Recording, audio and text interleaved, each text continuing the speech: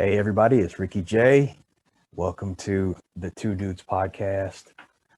Um, as you can see today, there's one dude. Uh, Kevin is fulfilling his fatherly duties. He will be back next week. This is going to be a short one.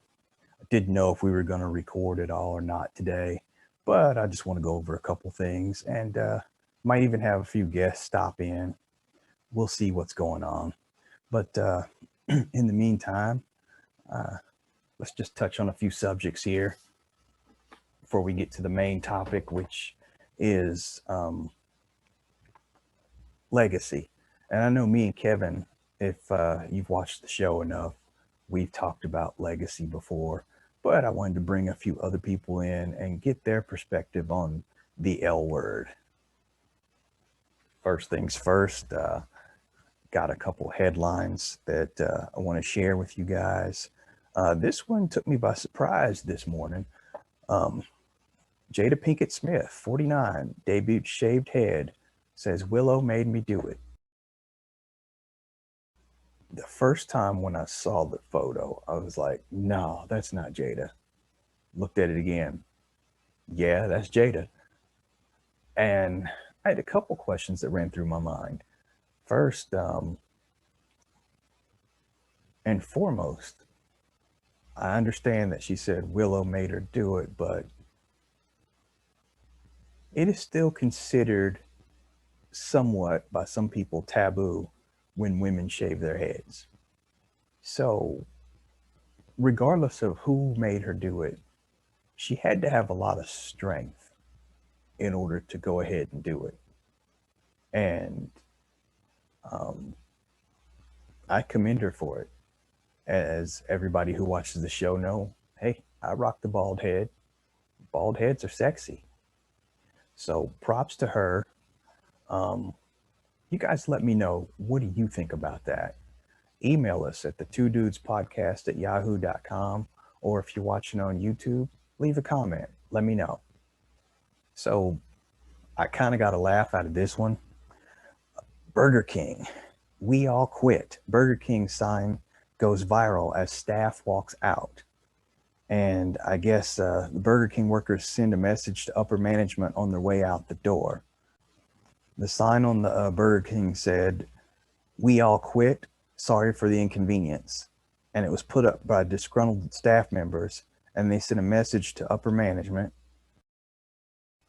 Okay, so they'd been working in a kitchen with no air conditioning for weeks, where temperatures sometimes got above 90 degrees.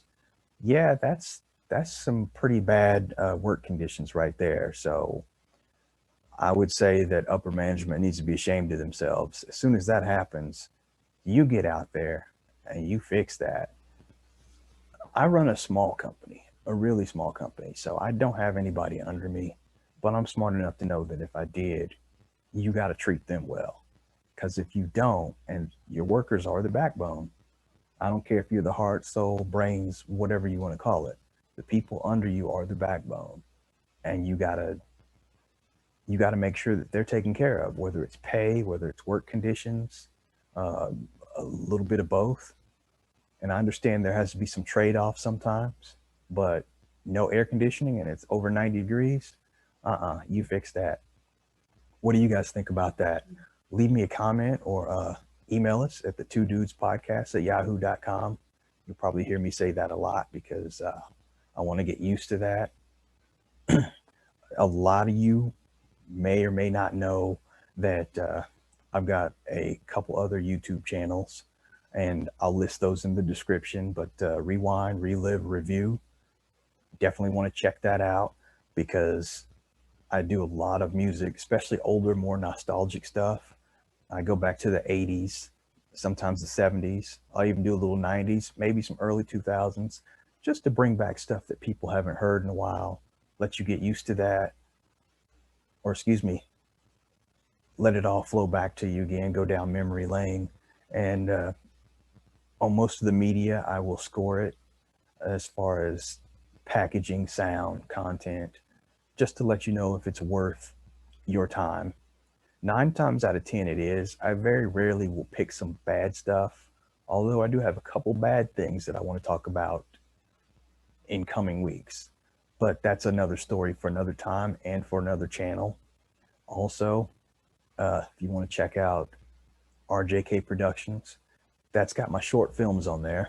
Like I said, I run my own company. I have a production studio, and I had the ball rolling on a couple different projects before the pandemic. And because of the pandemic, I wasn't able to get that going.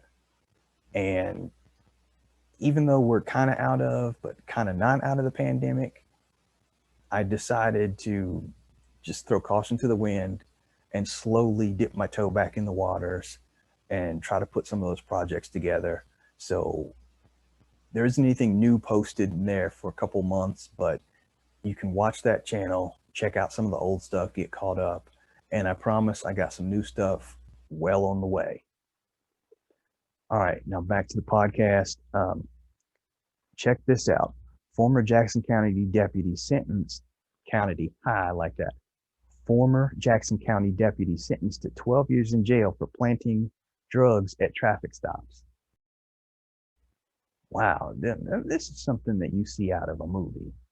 A deputy or any police officer planting evidence to get somebody. Wow. And a couple things happen. No matter what that person did, they stopped. That all gets thrown out the window once there's findings of evidence planted. So whether it be speeding, drugs they already had, weapons, it gets thrown out because you have to treat it like it never happened. Also, they come into question previous arrests that officer may have made. And that goes a long way towards discrediting him and favoring people that may or may not have been involved in some other shady dealings. So it just goes to show you, whether it be cop or criminal, there's bad apples in every bunch. Okay, now I like this one here. Don Cheadle. We love Don Cheadle. I don't think he's had a bad movie yet. He jokes about why he finally married his longtime love after 28 years. Says our accountant. It's good stuff, Don. Don Cheadle revealed that he tied the knot to Bridget Coulter during the COVID-19 pandemic. He knew that they'd eventually marry from the very beginning. On Monday, the 56-year-old actor attended the premiere of his new film, Space Jam: A New Legacy. Wow, didn't know Don was in that movie. Still don't think I want to go see it because I'm loyal to the old one, not LeBron. Another story for another time. Anyway, he jokingly told Entertainment Tonight the real reason he and his wife finally tied the knot after 28 years together. That's a long time, too. I'll get back to that in a second. Our accountant proposed to both of us, and he showed us the numbers, and we said, yeah, we should probably do it. Smart man, smart choice. I mean, it is what it is. There is an old blues song. Anybody that follows blues, help me out, leave a comment, let me know the name of the singer. The song goes, "It's cheaper to keep her." I think it's a blues song. It might be an R&B song, but it's cheaper to keep her. So not only did Don make the right move financially, but going back to where I bookmarked it a second ago, 28 years of dating, 28. In this day and age, people decide after 28 days if they want to be with somebody or not. And this brother stayed with her for 28 years, and she stayed with him for 28 years. And not knocking women, but I just want to know from you guys. Leave a comment, let me know, how long would you, especially the women, how long would you have stayed with him without being popped the question? How long would you have held out? Obviously, because it's not our relationship, we don't know the ins and outs or who was really holding up the nuptials. It might have been mutual, but in either case, if they can both hang with each other for 28 years, that's almost 3 decades. Hang out with each other for 3 decades, and then you decide, hey, okay, fine, let's do it. Salute. Mr. Cheadle, salute. Before we get started, proper introductions and a comment. Everybody, Caz Calhoun, Caz, everybody. What is up, my brother? What's going on, man? What's going on, man? As you can see now, and you are longer than me. But you know what? Did you clip it? Yes, I did. A couple weeks ago. For what reason? It was not going right? Oh, I was going to trim the stray hairs, but for the last couple months, my better half was like, where's your chin? I don't see your chin. I miss your chin. I'm like, I'm not going that low. It's not going to happen. And I told her once it does happen, rest assured it'll be back, because I told her it's the one-time deal thing, Look at all that length. I missed that length. See, and it actually should have been longer, but see, since I don't do much, see, you're busy every day. I ain't busy every day, so I don't take the care of it as I would if I were going out somewhere, or at least even going to work. I'm gonna be honest with you. When you're busier, that's actually worse, because for starters, working in a hot environment and then going out running in the sun all the time, getting all that sweat on there, and basically you're boiling your beard and then having to wash it so often, you run the risk for more split ends. And that's the main thing that I suffer from with my beard, is split ends. So I have to watch it and keep it trimmed and keep that oil in it. But beard butter for me works better than oil. I can't stand a greasy ass beard. I can't either, but I guess, like I said, I'm not in contact with too many people anymore since getting sick. So I don't do much care for it. I think I care for it maybe once a week, maybe. Really? That's usually, yeah. I hit the showers. Like I said, I don't see anybody. So the care that I used to take for myself when I was working and doing all this other stuff, I'm an in and out. See, this is what I got to experience. This is what I got to go through every day. And this is why my shit done turned gray. Ain't it? Get out of here. Nah. Hey man, your screen's frozen. Oh, is it? Now it's moving. It's click, click, click, click. Oh, great. I wonder. See, because it's not happening on my end. What you doing with that? Monkey, ape, gorilla, whatever. Chimpanzee. Okay, it ain't natural. Bye. See, that's the kind of things we deal with on this show. Child interruptions. But yeah, like I was saying, for mine, I'll wash it twice a week, but 3 times a week I'll give it a co-wash. I like to run some conditioner through there, because if I don't, it won't stay soft. And because you got gray gets brittle fast. It ain't like it was back in the day when we had long flowing black hair. Yeah, I miss those days. Yeah. I was looking at some of my old pictures, boy. I was looking at there's a video you sent me years ago when you were interviewing me. And I was like, man, look at us. Was that the couch audition kind of thing? Yeah. I Kevin was sitting next to me. Yeah. I was looking at that. I was like, wow.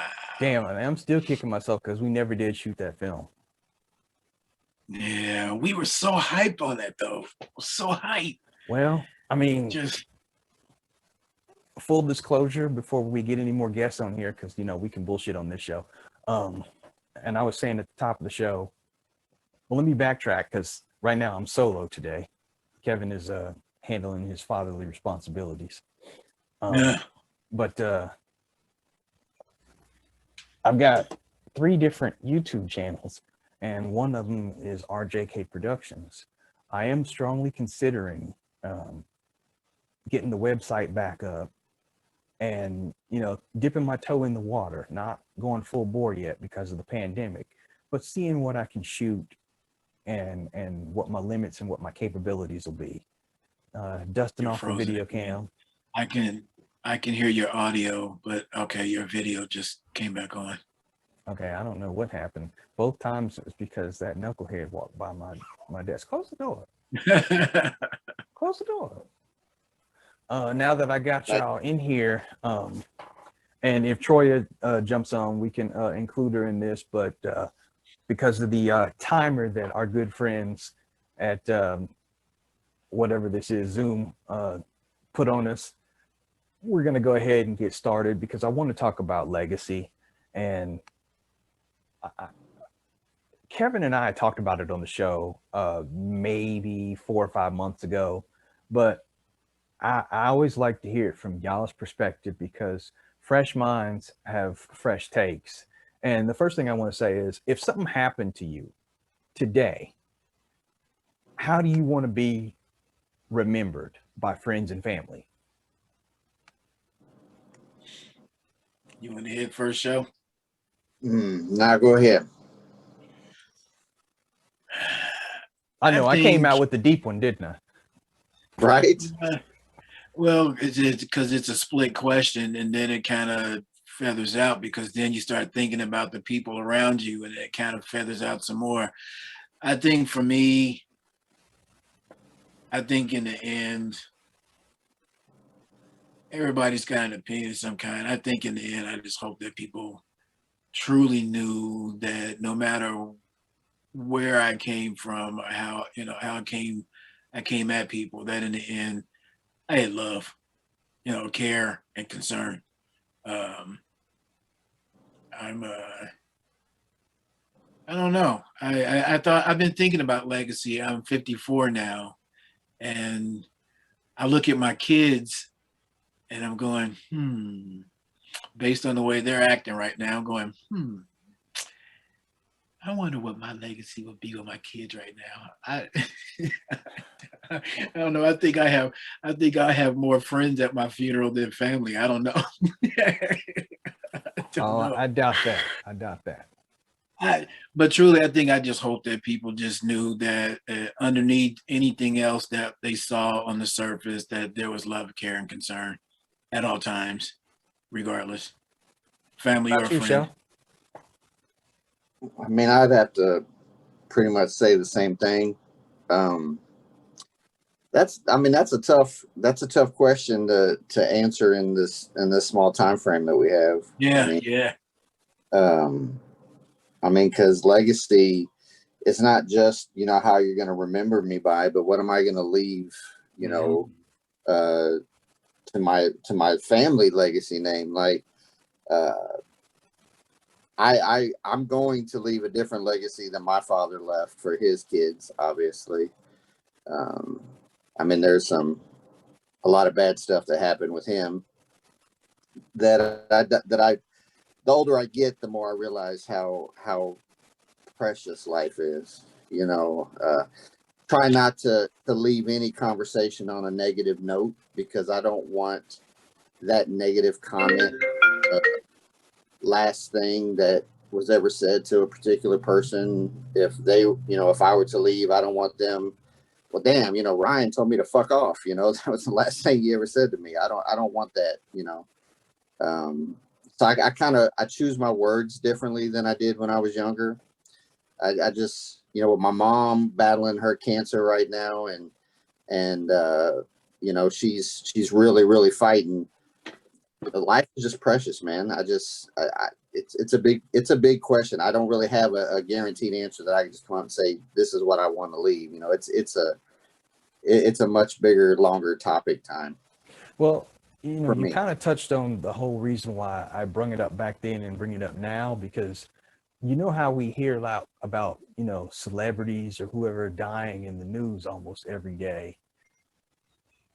30, 40 years ago, when that happened, it didn't register with us. So we were like, well, who's that? You know, that's somebody that my mama or my daddy like. There's so many people now passing that we know compared to, you know, back then. It just makes it all that much more real because, Yeah. you know, we're losing more people than we're, you know, being introduced to every day. And Yeah. and the people are, that age gap is getting there, you know. They dying at like 50 and 60 years old. And I'm like, wait a minute, I'm 51. Whoa. Tomorrow's not promised to any of us, I know, but it's just that much realer. You're going to say something, Caz? No. I just, it is. It's a, you start looking around and now, like now, even for me, I'm looking at wrestlers. I'm a big wrestling fan, of course, everybody knows. And I'm looking at wrestlers that are dying now. Some of them that are within my age bracket, and some of them that I grew up with that aren't too much older than me that are Didn't dying. Orndorff die yesterday? Paul Orndorff just died. Yeah, he was in his 70s.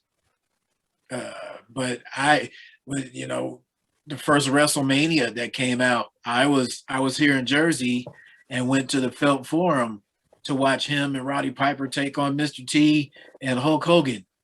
You know, I was 18, 19 years old when that happened. And I'm sitting there looking at it now. And I'm like, wow. And I'm seeing all these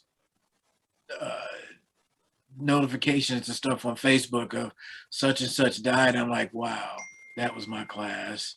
That was a class younger than me. I don't know. I don't know, man. I don't know. That was deep. I don't think it's deep, and it's scary because I guess for me, it's not so much about, you know, obviously we all want to be remembered in a good light, but I want to make sure that the people that I leave behind are well taken care of. see, You know? and that's me. I think the only part really, my only concern about an actual leave behind is my wife. Exactly.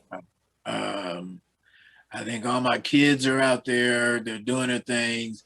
The ones that are doing well, I presume are not too concerned about me leaving something or even wanting to leave something versus the other ones. But I think when it comes to a leave behind, that's my wife is my only concern. But you know what? I've heard from so many people that didn't have good relationships with either parent. The first thing they say if one passes, they wish they had done this, they wish they had done that. So believe me, it will not be a situation where they just won't care and life rolls on. They will reflect on what they should have done or could have done. So, you know. I don't know, man, because, you know, I can talk about which kid or kids, but, you know, my kids, all 7 of them, Step and Bio, are aware that I have a life-threatening illness. But, you know, I don't even get a text message, you know, how the fuck are you doing? Or fuck you. At least I got a fuck you. But, you know, so. Now, just playing the side of that coin, do you text them? Yes. And it gets to a point where I stopped because everybody is all right. I'm the one that's sick. And why am I always reaching out? Does anybody care? You know, like I said, my illness started as a neurological illness. It started in the central nervous system. Now it has spread to my lungs as well. And what a lot of people don't know about is the lung version of what I have is what killed Bernie Mac. And Bernie Mac died of pulmonary sarcoidosis and pneumonia. Now, I got the pulmonary, and in 2018, I got the pneumonia. I got to 106-degree fever sitting in the emergency room. When I went in, I was at 103. And all of that happened inside of 24 hours. So I value life, and I value those nearest to me that stay dearest to me. And I don't know. I don't think much about a legacy with the way my immediate life is, except for the ones that I know give a rat's ass. That's being straight up. Hey, nothing wrong with that. That's real. And I'll get a kick. I'm sure when this gets out, I'll get a kickback, but that's being straight up. I definitely respect that. Part of the legacy I want to leave behind, and I'm not talking financial stability and all that crap, because that will be set. But I'm more into creating memories, with the kids right now, because I'm grossly overweight, I got ailments, I'm a cancer survivor. Anything can happen, by the grace of God, I'm still kicking. Too bad I like Oreos too much, but that's a whole nother conversation. Join the club. I'm a Twizzler guy. Damn, but I'm in trouble because I like both. I just want to create memories, do a lot of fishing with Karan. I saw that. Sturgeon he's starting his own life. He's getting ready to get married. Katie, she's restarting her whole new career in her dance program there in Springfield. She just got on with another dance company. She also travels with another dance company around the country to do dance competitions, judging and setting up things like that. And then Lexi, she's 14, so I got 4 more years with her in the house, Wow. So You know what though? Y'all's kids are so much older than mine because I'm a late in lifer.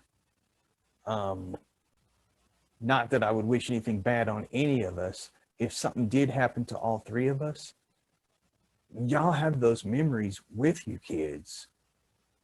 Darian is only 10 years old. He's got years and years to come. So I need to stick around for as long as I can. I joke that I'm gonna make it to 100. I hope to God I do, and I'm in good health all the way. But however much time I have, I try to maximize that with him. And one of the things that he told me a couple weeks back was he wanted to be a runner. So I had the Kool-Aid grin. So like, all right, this is what we're gonna do, set him up with this run program and all that. And we'll see how serious he gets when the work gets harder and everything. But it's just one of those things that I can do with my kid. And both of my kids love to draw, Darian and Charles. So I know that I passed that legacy down to them. And I think when it's all said and done, they're going to be better artists than me. They both practice every day. They both sit down and they do something every day. Charles posts his to Instagram, so I get to see it, as soon as it's done. Obviously, Darian's stuff rotates on the refrigerator, so I always got new stuff coming there. And because he's so young, it's just like, I need to make sure that I'm here as long as I can be. And last year when I got diagnosed, I was like, there's no way in hell I'm checking out of here without a fight. I'm going to make it happen. And I'm going to stay as long as I can because I got too much here to live for. I got things that I got to do. But what I would look at, I look at Show and I have so many good things to say about him. I look at him and I look at my life. Our kids are about the same age. And I look at him and I go, how did he do it? I busted my ass to try to do the best I could. And I see nothing but love throughout that house. Throughout the Facebooks and everything. And I'm like, shit, man, I envy you because I as much as cold as I can be inside about it, I want that love. Because I did all I could. I know I had my mistakes, I had my failures, but damn. And I look at him and I'm like, I look at Facebook and I see the fish and I look at Sturgeon and I'm like, son of a bitch, he used to be smaller than me. And I look at all the love and I see him and Susie in the pictures and all this stuff and I'm like, wow. You know what though? This is why I say it's not you, it's them. You say that you've made mistakes. What father hasn't? Any father who's genuinely tried has made a mistake in one area or another. And just the fact that you know that you made a mistake and you learn from the mistake, that means that you were trying. And that's something more than I can say about a lot of these deadbeat dads out there. I say show, Rich, and not you, because he and I have kids around the same age. Right. I mean, so that's why when you look at it, if you compare it like that, I'm just getting started. I have grandkids near the age of exactly. Yes. My oldest grandkid is like 8, 7. Mine is 6. Yeah, I can see I got a long way to go. But with that, Van, there was 3 years where me and Karan didn't talk. There were 2.5 years where me and Sturgeon didn't talk.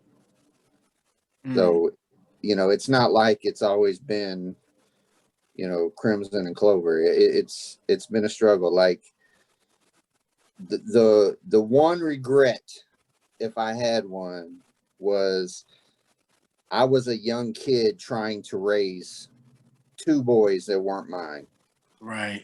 And I was still learning how to be a man myself. Mm-hmm. So I treated Sturgeon like he was my age when he wasn't. I was a little bit too hard on him at times. And when he got to the age, where he thought he was Johnny Badass, he tried me once. I knocked that down. Yeah. And then we didn't talk for a couple of years. And, his biological father got out of prison. So he kind of kicked me to the curb and started hanging with him, which, I totally respect that. But then his biological father let him down again, and then he was like, Pops is a bastard, but, he's always been there for me, and I just, sometimes you got to let them adult kids just be adult kids and just let go and let God love them from a distance, never stop loving them. And I know you don't, but don't hold on to they're not calling me type of thing, because they don't understand. They're not at that age. I mean, go back to when you were that age. You did. Yeah, no, I think about that. But see, what gets me? It's not the fact that they don't call. Like if what I'm thinking, and it might just be me thinking, but if you knew that your parent has been told that he either has 5 days, 5 weeks, 5 months, or 5 years, I would think that would click somewhere. I agree. But it doesn't. But it doesn't. They may not completely, and I don't know which ones you're talking about. I assume one of them's probably Micah, just by all his posts on Facebook that I see. You know, maybe they just don't understand the severity. And granted, that's not, I mean, they should pick up the phone. I totally agree with you. I would probably be in the same boat with you. I probably, though, reach out more, even more, and tell them, man, they're adults. Tell them how you feel. I've already done it.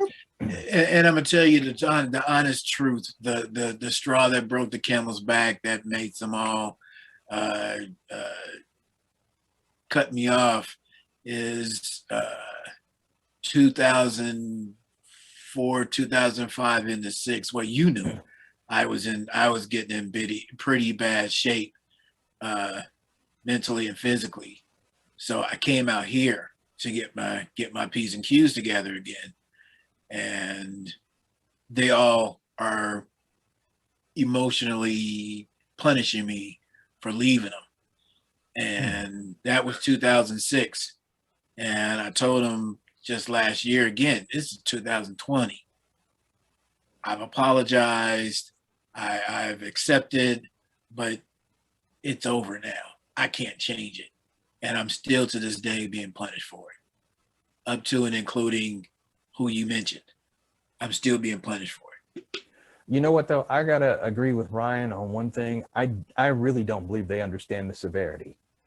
Yeah, but if you're being told that your daddy can die. Here's the thing, though.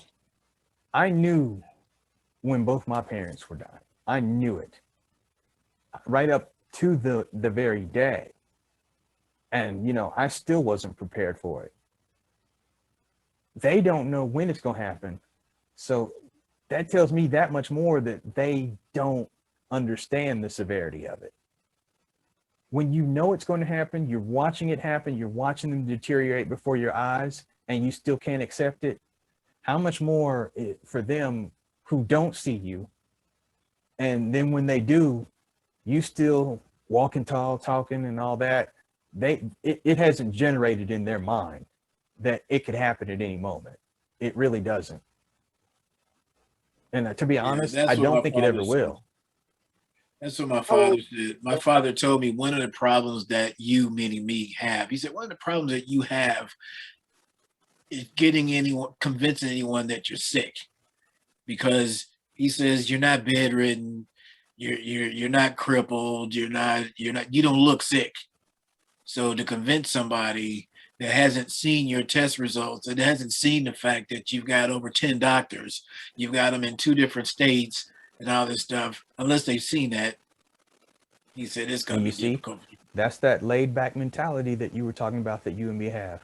Because, you know, when people found out at work that I had cancer, they're like, well, we never would have known it. Well, of course you wouldn't have known it. But, you know, since on my vacation form, I've got to put, I'm going to the oncologist. I mean, that kind of gives it away there. I don't talk about it. I don't walk around with the woe is me mentality. And I'm going to keep being me until the day I die. God, please let that not be for another 49 years. But whenever that happens, I don't want anybody to expect it to happen. I just want it to just happen. I don't want to go through any deterioration or anything like that. I'm going to walk with a smile on my face every day. I'm deteriorating. But nobody knows it because they don't see it. But I think changing back to the original topic, I would say the legacy I would like to leave, just talking to you two, it would still be the same thing.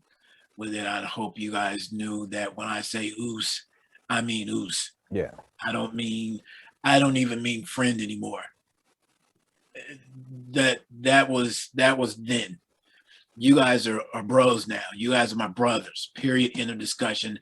And I hope that everything that I've said and or done leaves that in your heart, that's how I felt about you as well. Absolutely. I mean, you already know we done transcended friendship long ago. You know, we transcended. Yeah. you know, I'm a podcast host. I got to use these big words every now and then. Richard used a school word. What'd you say? Said Richard used a school word. Yeah, he did. Every now and then I got to pull He something could out. probably spell it. He could probably spell it too. Hey Siri, how do you spell trans? All right, look, we got a couple minutes left, and the other question I was going to ask, the other two, we pretty much took care of. You know, what you would do to create that legacy. Once that legacy's passed on, what do you want the people that you leave behind to do to build on that for themselves? And I know we probably got to go through it pretty quick because we only got 2 minutes, but I just hope in the time frame that I have that I was able to teach them to just build on what I've established, you know, lay the foundation to make the final house or structure that they're building in the legacy department just a little bit better. Just put an extra brick in there so your kids' kids can add on to it. You know, I want the kids to, you know, when I'm long gone, you know, and a song come on the radio, they think about Dad, and I remember when Dad did this and so forth. That's the kind of legacy I'm trying to leave. Caz? I'd spin off those same words. I just hope I taught them to at least focus on building a foundation. Period. A foundation, just to know that a house is not going to stand without a foundation. And real quick, I also hope that I've left an invitation to a relationship with the Lord with all of my kids as well. You know, that if anything, you guys can pray for my kids, is I have 2 out of the 3 that really don't believe in God, and I'm working on that. I haven't always been the greatest example, but that's really a big thing for me, that at least they have some sort of relationship with the Lord. I got 2 that I'm aware of. Yeah. Well, fellas, I appreciate y'all coming on again. It's always good when I get y'all on here. Big Show, Caz, thank you very much. We will definitely do it again. And I promise I will make the next topic a lot more lighthearted. We won't go too deep next time, but just some stuff we needed to get out there. Appreciate it, fellas. Show, love the beer, brah. Hey, you told me to do it, so I've been working on it. Yeah, he grows his out. I cut mine off. What's going on? And then I went goatee. I know it. The world is spinning backwards. All right. Thanks a lot, fellas. Y'all take care. All right, yo. All right, now. Yeah. Yeah.